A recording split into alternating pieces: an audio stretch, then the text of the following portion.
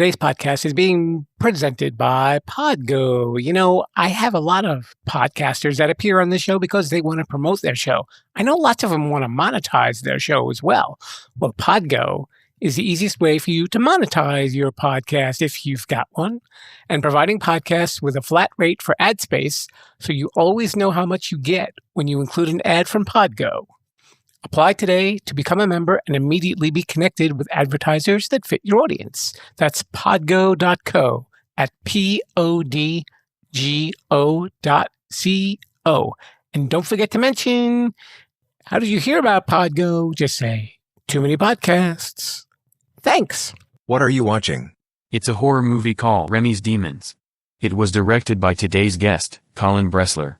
I didn't know you were a horror fan. If you want to see something really scary, I can show you the Sherpa's prom pictures. No thanks. I'll just stick with decapitations and devils. Plus, I just had lunch. Attention, rebels of the Sherpalution. Today's podcast is being brought to you by Audible. You can get a free audiobook download and a 30-day free trial at www.audibletrial.com/Sherpa.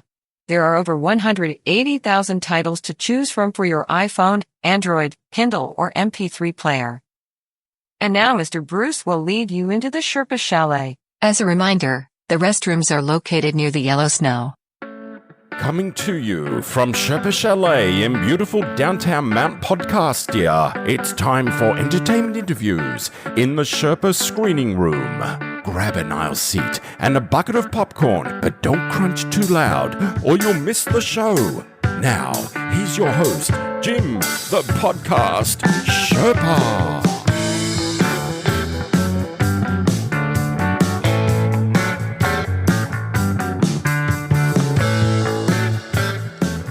Thank you very much, Mr. Bruce. Hey there, rebels of the Sherpalution, and welcome back. It's another day of the Sherpa Screening Room. It's me, Jim, the podcast Sherpa, just, showing you how little talent I have while I do these podcasts. I got a really interesting guest today. His name is Colin Bressler. And Colin is the director of a couple of independent horror movies. And I think you're really going to like what he has to say. I particularly like this story about how he got into horror movies, which I think you're really going to get a kick out of. And he talks about the elements of filmmaking and a lot of other stuff too. Really enjoyable conversation. So glad that he was able to come into the spooky room at the Sherpa Chalet. So without any further ado, let's take a listen to my conversation with Colin. Hey, the rebels.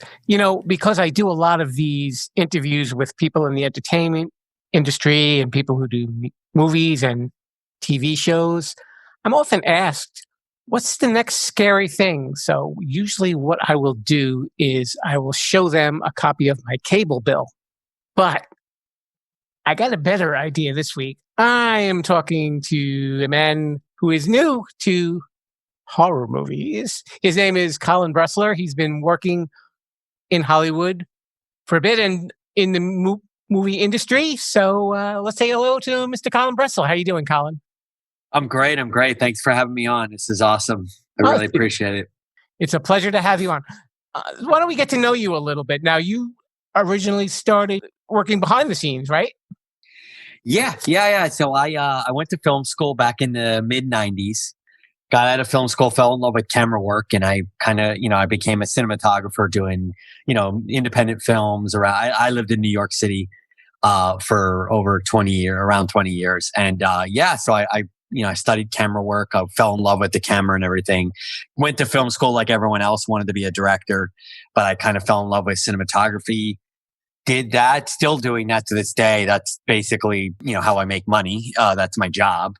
And then probably about around 2013-ish, sort of my wife and I and her mother were bandying about stories, creepy stories. And I said, that'd be an awesome movie. They were telling me different creepy folklores. And I was like, you know what? And I had always wanted to make movies. I had written scripts when I was growing up. So I just kind of realized, I was like, you know what? It's time for me to get off the sidelines and make my own movie. And I jumped right in and made my own movie back in, like I said, 2000. It was around 2015. called Sleepover, which is still available on Amazon Prime.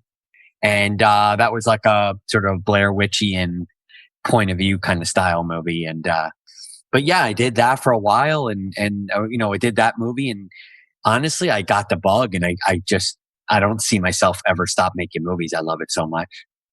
Interestingly enough, you've never had the urge to act in one of them, just to create? In film school, they had acting classes, and I had to take them, and I hated every second of it. And that's not like an attack on acting. I mean, it's an incredible craft, and I respect it. I just don't like looking at myself. I don't like hearing myself. I don't, and so like I was in my first short film, Miguel Angel Jesus, was a short film I made years ago in Brooklyn. And I was in that. I got shot from a rooftop. The guy was like an assassin, and I got shot. And that was it. After that, I was like, I'm good. I don't need to be in any of these movies ever. I'm not Hitchcock or anything like that, or M. Night Shyamalan. I'm good. I don't want to be in front of the camera, pretty much. That's funny, because I do talk to some actors, and I've asked them, are you comfortable watching yourself on film? And a lot of them say, no, I'm too critical. I don't like, I would rather just kind of deal with like, well, it's a job that I did, and I don't have to look back, and not have to see themselves, So well, I guess I see where you're coming from. And it's interesting from a director standpoint, and I don't know what other directors feel on this, but I always get a little bummed out because most of the actors I work with are very critical of themselves, and I'll walk away and I'll be like, man, I mean, full disclosure, my movies I make are what are considered no budget movies. We're working with budgets under about $2,000. So when I always tell them, I'm like, man, you don't understand, like, or they do, but I'm like, for you to pull off a performance like that on $2,000 with not a lot of prep time and everything, you should be so proud. But they're critical, and it's part of what you said. I think they see themselves on camera, and it's probably really hard to see past the faults of the performance that they see, whereas you and I might watch and be like, oh man, that guy's awesome. I totally buy that character or whatever. Yeah, and I always feel for him. And so this movie, I've been trying to tell the actors, and I'm like, guys, you're awesome. You did great. I want you to enjoy it. I want you to enjoy this experience. But everybody's different. Everybody can be ultra critical or less critical. It depends. Yeah, and I guess you're telling an actor to kind of get into a character's head, and then maybe when they see it on film, they were like, well, that wasn't what I intended to do. I meant to look this way. I meant to say that, in another way, like that, Yeah. And it's like, well, obviously, I'm sure that when, there's podcasts you've done where you've been like, oh, I wish I asked this question, or I wish you know what I mean? Like anyone who creates stuff is probably, we're all like critical of what we do. So I struggle because after a while, it's hard for me to watch these movies that I make after, because I've edited them. I've been around them forever. So yeah, I mean, I'm sure that they crafted a character, and then keep in mind, they don't even know what it looks like. Mm-hmm. Like there's a camera running around them and shooting them, and they're in their headspace about getting this character right. It's not till like that first screening where they suddenly are like watching it, and they might, like you said, they might be like, oh, it's so dark. I didn't know it was that dark when we shot that, or oh man, I hate that take they used. I wish he had used take 3 and not take 4. It's like there's so many variables. It's funny, as a cameraman, I used to feel that way when I shot movies. I always used to have a joke with my crew would be, man, the editor always uses the worst take of the camera shot. And it just invariably, because the editor was probably focused on the performance, getting the best performance on, in that edit, and would not be as focused on the camera movement or something. And I'd always be like, oh man, that wasn't a good camera shot. Why did they use that one? So it's probably true for actors too. Yeah, I was curious about that. Could you give a little bit of insight into life as a cameraman, like what you really deal with when you're? I know you've actually worked on as a cameraman for like reality TV and a lot of different movies and so on and so forth, and documentaries. What is something that maybe people should know about the cameraman that they probably don't know, that's not common knowledge? Well, I mean, this might sound pretentious. It's an extreme art form. I mean, it's definitely, I'm actually currently sort of writing down a memoir about my life, my career kind of stuff. But, And in thinking about it, I kind of thought, I was like, there's, for reality sort of documentary cameramen, which I've been fortunate enough to do, there's this instantaneous experience you have to have where you have to sort of like be experiencing the world around you, but at the same time, your head has to be in that camera and experiencing through the lens what's going on. So you have to be doing this kind of like calculus in your mind all the time about beauty, articulation, and concepts of framing and all that stuff.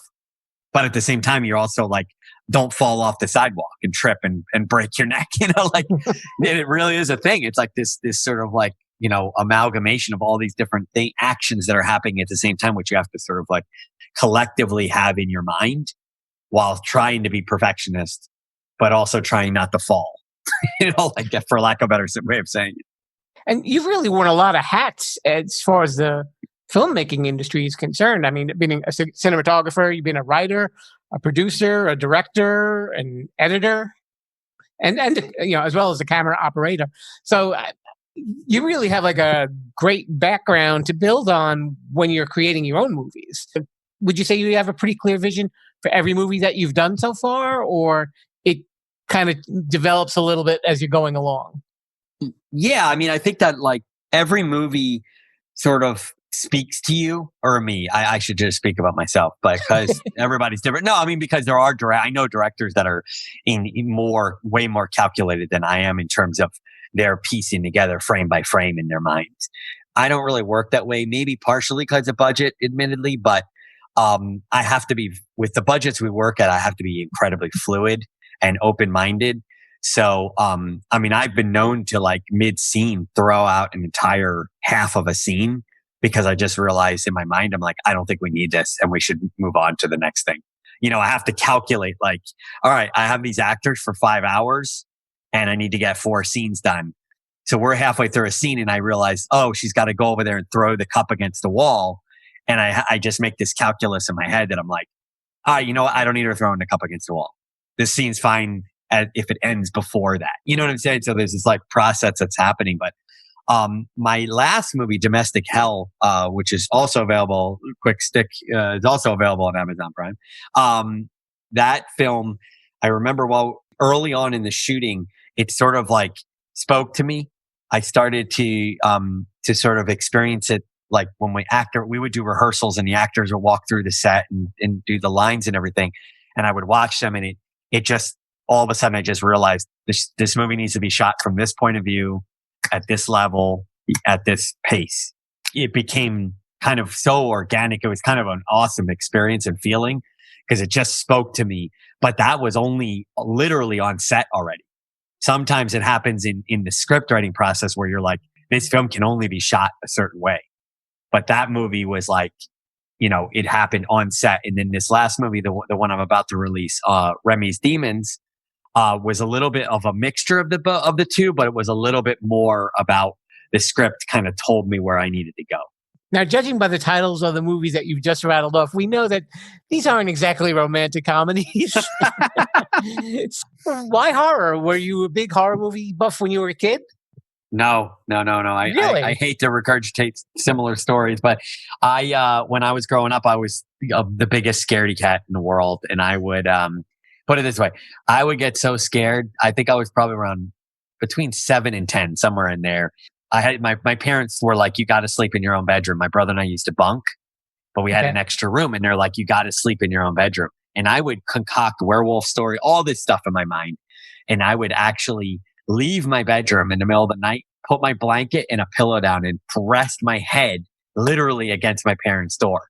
My thought process was, well, if something comes and gets me, I can just smack on the door to wake them. But my dad would, like my mother and father would open the door and they'd like be shocked early in the morning to see their son's head at the foot of the door. So that's how scared I was. So it wasn't until I met my wife, my wife, friend Linda. She loved horror movies. And when we met, I was around 30 and I still was a chicken, she lived in Newark, New Jersey at the time. And there was a local video store that had literally all horror. And she'd always make me watch these weird, like indie horror movies. And after a while, I started to really honestly, I was scared, but I started to realize like the art that was involved and how creative you had to be, and that you could function at a low budget and still create quality. And so those are all the sort of pieces that came together when I realized like I was ready to kind of put my foot into that water. When you're working on your movies, when you're doing, let's say, what's going to be a particularly scary scene, I guess once all the effects are added and the sounds and all that stuff, does that become a litmus test? Like, would this have scared the young Colin? Do you go by that, or? Yeah, a little bit. I mean, it's funny. I kind of like, I always get back to, it's like, that worries me, what you just said, which it's true, right? But it worries me because I'm like, man, he was such a chickish, he probably doesn't scare anybody. I mean, I have a whole philosophy now that like, I can't guarantee I can scare you, but what I need to do is I need to make you care, right? It's sure. Like I don't know, man. I mean, I'm sure there's like, I'm still in my infancy learning, how to scare people and also how to like create tension and suspense and all that stuff. So, but yeah, I mean, that's the question, right? How do you scare someone who's been through a pandemic, 2020, like the world we live in? Like, how do you scare someone nowadays? Like, it's crazy. Your website is BresslerFilms.com? BresslerProductions.com. And that's also Bressler Production at Bressler Productions, my Instagram. The reason I'm asking is if you go to that site, you can see clips from some of Colin's movies, and just the trailers alone are wow. Thank you. If you're, it's funny because from what I see, it kind of evokes a lot of classic horror movies, but it's original at the same time. It's a weird dichotomy, but it really works.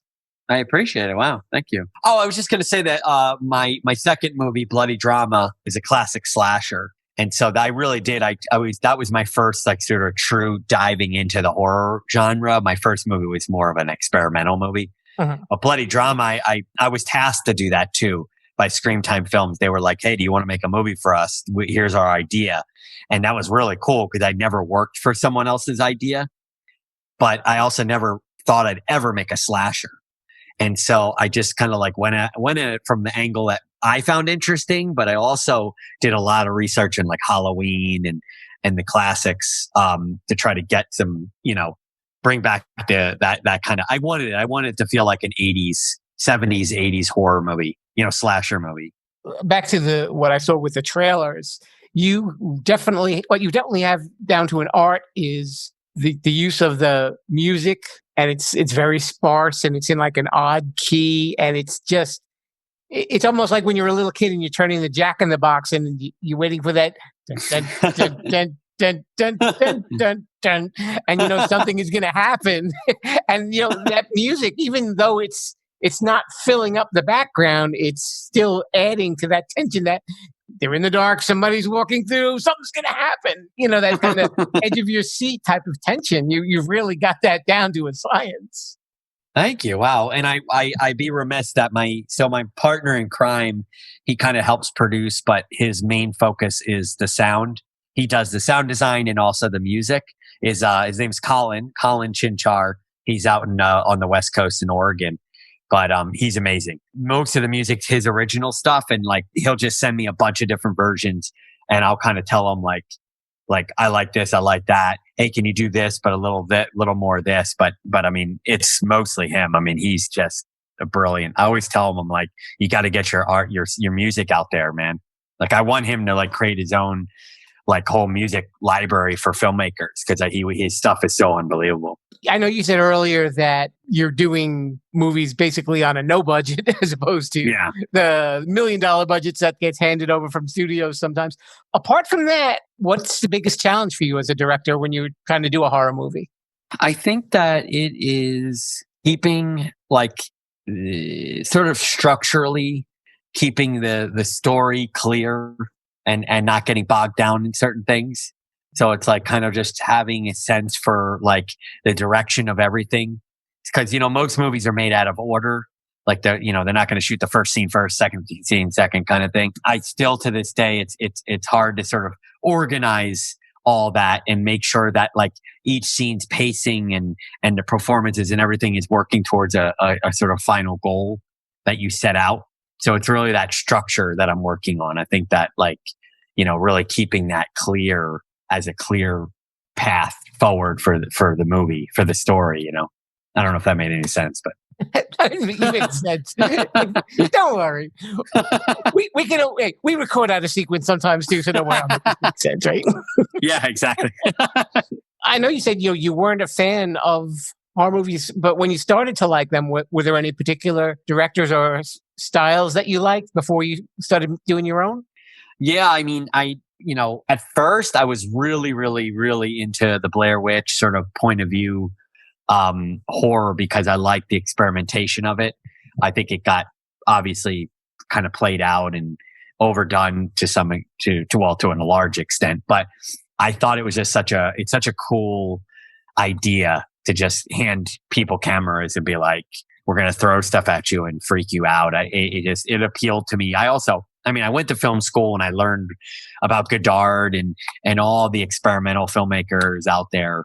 And so I've always been attracted to that to some degree. So that was kind of an early sort of movie that I was like, wow, this is pretty amazing. I mean, Halloween, I know you were probably asking for more newer ones, but newer, I think that like Get Out, really, really impacted me. I saw that right before I was doing Bloody Drama, and it really gave me some ideas, and it also made me go, oh man, I need to go back to the drawing board. This guy is like amazing, one of those moments. Yeah, stuff like that. I'm still sort of investigating a lot, a lot of movies. I need to see Midsommar's been recommended to me. I guess what it is there's really another wave of horror directors that are really coming along with those types of movies too, especially like Get Out made such a splash with the critics and people really took notice of the director. Oh, yeah. It's the guy from Key and Peele, right? Yeah, exactly. Yeah, and who would think, a guy with a comedic background, and he made these scary as hell movies. I know. They always say that there is actually a very fine line right between comedy and terror, because sometimes you see movies and you want to scream, and then you end up laughing after you're screaming. Yeah, and it's funny. I went back. I kind of binged Key and Peele, and you can actually, it's interesting watching it because I don't know. I actually don't know how involved he was in the direction, like the shooting and the direction of the show. Mm-hmm. But you can see some of the horror elements in some of the sketches that they did. And you could kind of see that. And I saw an interview with Key, and Key said that he's like, yeah, he's always been a creepy dude. Like he's always been like playing pranks and like always talking about these crazy ideas he had and all this stuff. So you could kind of see it a little bit in their show. I want to switch gears for just a second. You did some camera work in reality TV with What Not to Wear in My 600-Pound Life. Yes. What is that like working on a reality show? Because that's kind of weird with you're following people around, and I know reality TV isn't what do they call it? Cinema verite, what they used to call it, where things would just happen, but where this is a little bit more staged. Exactly. That was kind of a transformation because I had left film school in 1998, and I went. I was kind of doing indie films in New York City as a camera assistant. But it was right when the sort of cable TV was exploding and all these channels like TLC and all these channels were exploding. And it was such an opportunity. I never in a million years thought I was going to get into any kind of video oriented television. I thought I'd be in movies the rest of my life. But it was just such a great opportunity. And I met this guy. I started doing MTV Cribs. I did MTV Cribs for a while back in the late 90s. And then I did Martha Stewart. Her show, her old CBS show for like 5 years. And then, I did What Not to Wear. I did 600-Pound Life. I still do to this day, actually. That's a show I do quite a bit, per year. I've been doing that show for about 6 or 7 years on and off. So, each one is its own animal, I can tell you anecdotes and stories, but, each reality show is different because you could, like, I'll give you an example. I did Deion Sanders, the football player. Uh-huh. I did his reality show for 2 years. So on that one, you're dealing with a very wealthy, amazing, like superstar guy who's, very charismatic and crazy and flamboyant. And it was just a lot of fun to be around that and experience his life. And Snoop Dogg would show up at his house, in the middle of the show, crazy stuff like that. 600-Pound Life is about people on the brink, people that weigh 600 or more pounds. So they're in really bad shape and they're dire circumstances. So like, it's a very heavy experience. So you could go from like a Desperate Housewives show where it's rich people and they're fighting, and you can go from that to a show where it's a lot more sort of intense and it weighs on you and you have to, it's not, you take it home with you, I guess is what I'm saying. The other reality shows you don't, because it's more fun and kind of like frivolous, I guess. When you're doing shows like that, even though they're not really in the genre that you work in, the fact that you're behind that camera, seeing that way of life and how these people are reacting to the situations that they're in, I'm sure that probably puts like an extra notch in your belt, where maybe if you're directing someone and you remember somebody being scared, and you could probably say to that actor, what if you did this? What if you said it like this? That you have like a frame of reference. I would not have my career any other way that it's gone, because I've been diversified enough that I've kept dipped my feet in different types of genres. But yeah, you're right. I love doing it because, I've been doing these movies all the time. I've been doing these movies. I go and I do reality shows as I'm doing it. And so when I'm on a reality show set, it's literally about like following the action and seeing what's going on and just being alive and aware of what's happening and staying in it. And also telling a story. You have to like go, oh, Nancy's mad at Philip. And so let me make sure I get some good shots of Philip's face as she yells at him. Just simplistic things like that. But it's like, you've still got to build that story up. So it teaches you sort of how to operate on your feet and on your toes quickly. And honestly, like you have to be that way in no budget cinema. You have to, because you've got to be shooting, like I said, Domestic Hell. I rented a Airbnb in the middle of nowhere, Texas, this creepy little Airbnb in nowhere land. But I had it for 4 days, but my script, it was 60 pages. I had to shoot in 4 days, and we were just boom, boom, boom, boom, boom, boom, boom, boom, and it's like, if I didn't have that background in reality television, documentary television, or documentary movie, I don't think I'd be able to do it, to be honest. I think I would probably get bogged down and wouldn't be able to finish. Yes, it gave you the tools to think on your feet. Absolutely. Now, I'm coming up with an idea for you for a second. Listen to you talk about reality. I like it. What if he did like a horror movie, like say the movie was based on some sort of reality show, but there was like a killer lurking in the background or something like that, a slasher. I like it. It's like, what was it? What was the one on MTV? The Real World, right? The Real World plus a stranger. Yeah. I'm going to put you on the spot here for a second. Yes. Let's pretend that you have an unlimited budget. You get to make the movie of your dreams. Who's in it? Who's in it? Wow. Yeah. Who's in it? Sorry, I know dead air is not. That's okay. I can edit it. Don't worry. You threw me for a loop a little bit. I like to throw a tricky one in there every once. I like it. No, it's an awesome question. This is for my brother's going to laugh if he listens, but I would definitely have to throw Morgan Freeman in. That's for sure. Okay. I've always said that I could watch Morgan Freeman reading the phone book on the toilet for 2 hours. I'd be happy. Let's see what else. There's a movie in itself. I know. I would watch it. I would actually gladly watch it. I'd pay $25 for it. Like Robert Pattinson seems like someone that, I don't know for anything, but he just gives me a sense that he's someone that like really is interested in diving deep into a story, into a character. And I think that's kind of cool. So I think Robert Pattinson would be cool. Morgan Freeman. Wow, I'm on the spot. I'm blanking. We can leave it at that if you can't think of any more. That's okay. Do you have an all-time favorite movie? Yeah, I have a bunch, obviously, but Doctor Strangelove is a very important movie to me. Eternal Sunshine of a Spotless Mind is another one that comes to mind.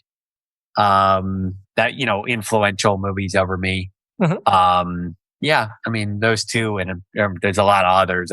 Any film person it's hard to pick any one. Citizen Kane as the obnoxious, obvious one. As a cinematographer, by the way, story-wise, it's a great movie, but the cinematography in Citizen Kane is like absurd. I always tell people you're watching a movie that's like 60 years ahead of its time. And I'm actually not sure we've caught up to it, to be honest. Wow. Yeah, I'm being honest. I seriously believe that. Like, even with all the technology, I think we're still trying to get there. Before I let you go, let's let everybody know what movies of yours they have to keep an eye open for. Yes, thank you. Yeah, I mean, I would love for them to watch Domestic Hell, which is on Amazon Prime right now as we speak, streaming. And it's also on Apple TV and a bunch of other streaming services. And then my new film, Remy's Demons, is coming out very soon on streaming. We're just waiting for Amazon to pull the trigger. But it's also available. And Remy's Demons, if you're a DVD collector, it's available on Screamtime Films' website for DVD purchase. Also, on a side thing, not a horror, but I directed a movie with my wife, documentary called Sandra's Revolution, which is about my wife's mother. If you're into documentaries, and it's a tearjerker and a powerful movie about like female empowerment and things like that. Also, another plug: check me. Please come like and become a follower or whatever the words are on Instagram at Bressler Productions. We can do that. We can get that word out to the folks. Yeah, that's where I put like all the videos and photos for any new movie stuff coming up. I'm working on another script, so there should be a movie getting started somewhat in the next couple of months. Listen, Rebel, so if you're going to watch one of Colin's movies, just make sure maybe for the first one, don't put the lights out. And have a little teddy bear to jump on it just in case you get a little scared. So his name is Colin Bressler. We hope to see his name up on the marquee and in the credits for many more. And best of luck to you with all the stuff that you've got coming out. And thanks so much for coming by. Thank you so much. Thank you so much to Colin Bressler for coming on down and spending a little time with me, Jim the Podcast Sherpa. Hey, you know where you can listen to this show, right? You're listening to it right now. Of course you do. But if you just started listening, you can listen on your favorite podcast app or at my website, Sherpalution.com. And don't forget the word Sherpalution. Why? You know that one too, because that's how you can follow me on social media, Instagram, Facebook, or Twitter. Sherpalution, that's the word that you need. And you can hear the latest of what's going on, like some interviews that I've had recently. And you'll hear what's coming up for, dare I say it, Season 5. What? Season 5? Yes, I know. I'm in the process of recording for next season already. By the way, check out some of Colin's scary movies. You can see them on Amazon or lots of places where you can find indie films. They're really scary stuff. And while we are talking about scary stuff, I'm going to drop a little hint right here. It is October. So Halloween is going to be right around the corner, and I know it's going to be probably a little bit different this year, but I may do something a little special on Halloween because it is a Saturday, and I'm just going to drop a hint right now. If it doesn't work out, it doesn't work out, but if you follow me on social media, like I just said, Sherpalution, you can hear all about it once details are finalized. Don't forget, we have an episode tomorrow with John May of the Binge Watchers podcast, and we will be talking with him a lot about movies and the movie-going experience and some of his experiences with Hollywood as well. I think you're really going to enjoy it. Mr. Bruce, I can see you hiding behind the chair. You're not going to scare me. Oh, you scared me. Okay. If you could please show everybody the door, please. Thank you, sir. Next thing you know, it's going to blow up a paper bag and pop it. That really scares me. See you guys tomorrow. Viva la Sherpalution. Thanks for listening to the Sherpa Screening Room. Don't forget to subscribe, rate, review, and share this podcast. I'm Mr. Bruce, and this has been a Sherpalu Studios production. Viva la Sherpalution!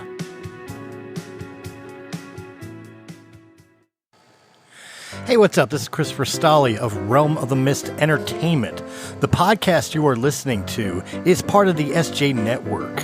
Go to s-j-network.com. That's s-j-network.com for more great podcasts and information on those shows, as well as information and ability to contact publicist Steve Joyner for more information. Just go to the website and check out the family. Ladies and gentlemen, until then, enjoy the show.